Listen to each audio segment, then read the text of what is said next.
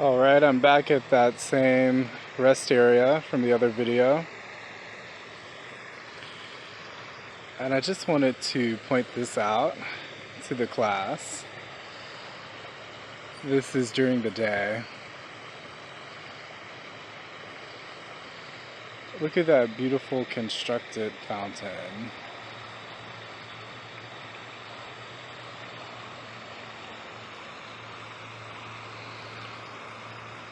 That's how you know it's a rest area.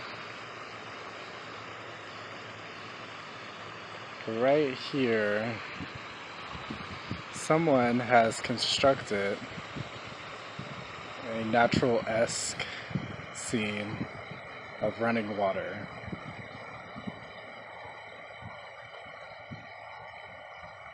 At a rest area, a place where one is meant to rest.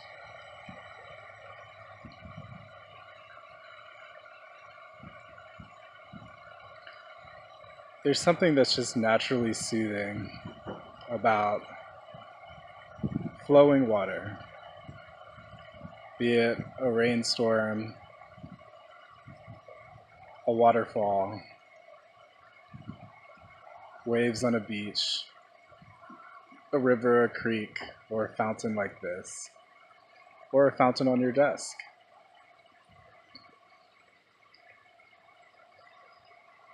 It's adaptive, one might think, for this to be the case. Water is essential to life, and so we should be comforted by its abundant, free-flowing presence.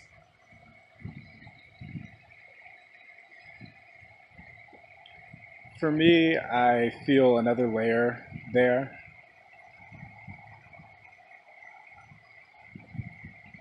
Running water is healing to the energy, healing and soothing to the consciousness, cleansing to the mind, cleansing to the subtle bodies, the emotions.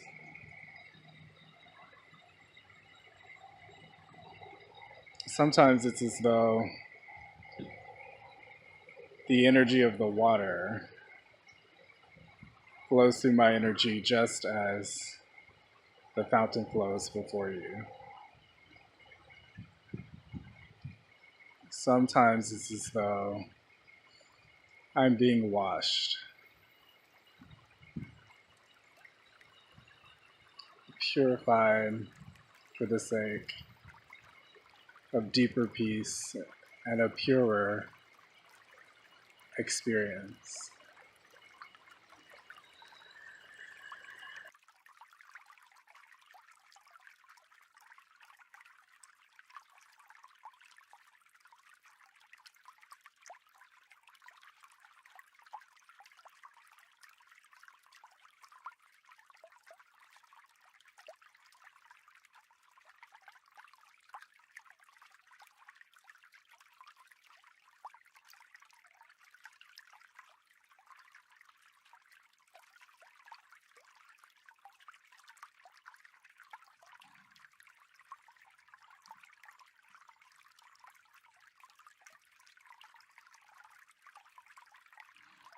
I want to talk a little bit about the relationship between physical hydration and what some might call spiritual hydration.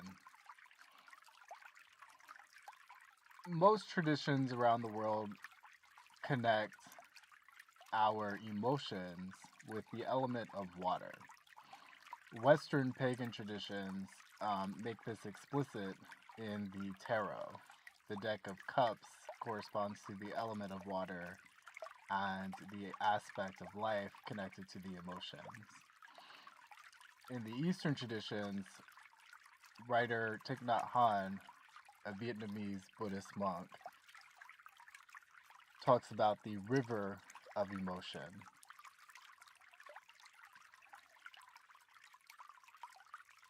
That metaphor makes a lot of sense, even on a biological level. When your emotions are in free flow, they require water To put very simply, if you were to experience something sad, you would cry. Even laughter requires some hydration in the form of saliva. So, to be well hydrated physically encourages a healthy free flow of emotions. Sometimes when people experience that breakthrough crying moment, it's really stingy for them. That's probably an indication that they are dehydrated. Tears are salty, and so they'll sting a little bit regardless, but if there's more sting than what appears to be normal, or what should be, that's a clue that the individual needs to be more physically hydrated.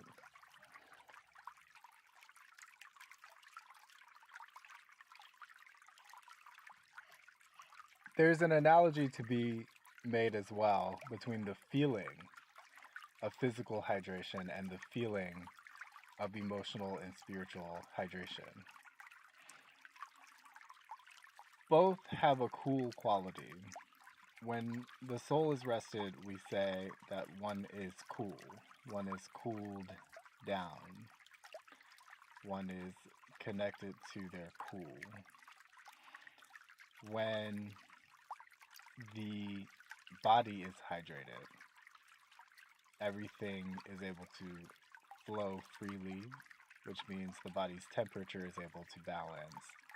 And it can feel like an inner cooling because one is not overheating to produce more movement than what the other elements in the body should be having to produce.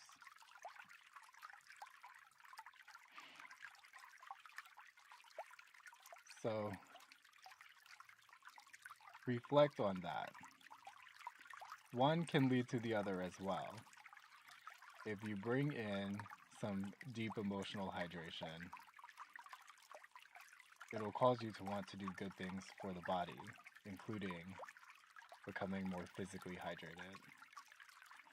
And if you become more physically hydrated, you give your body the equipment it needs for the emotions to flow through you more freely. So it doesn't really matter which end you address it from first. One will naturally follow the other.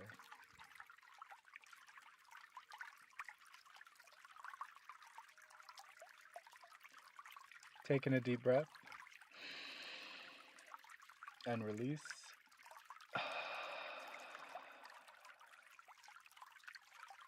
Take in the affirmation. My body wants to be hydrated. My soul wants to be hydrated. I wish to experience a smooth, free flow in my physical body, my emotional body as well. I wish to experience the harmony that is facilitated by appropriate hydration. Breathe in that affirmation. And breathe out all contrary thoughts. Breathe in the cool. Breathe out the fire.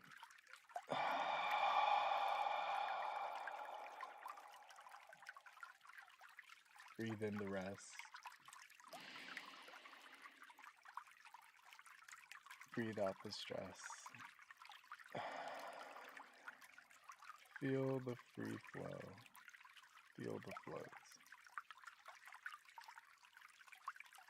Namaste.